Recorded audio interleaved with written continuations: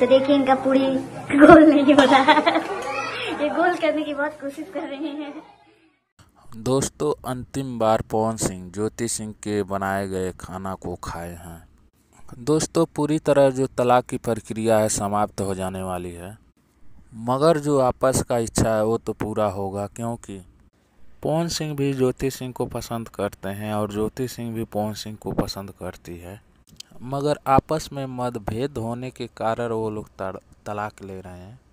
मगर ऐसा नहीं है कि एक दूसरे के दुश्मन बन गए हैं।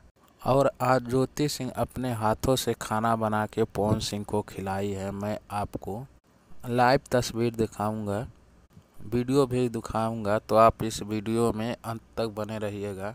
लेकिन दोस्तों, सबसे पहले मैं आप लोग को ये बताना चाहूँगा कि ज्योति सिंह और पवन सिंह किस बात को लेकर ये दोनों तलाक लेने वाले हैं।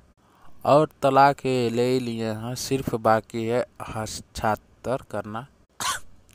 उसके बाद तलाक की प्रक्रिया समाप्त हो जाने वाली है।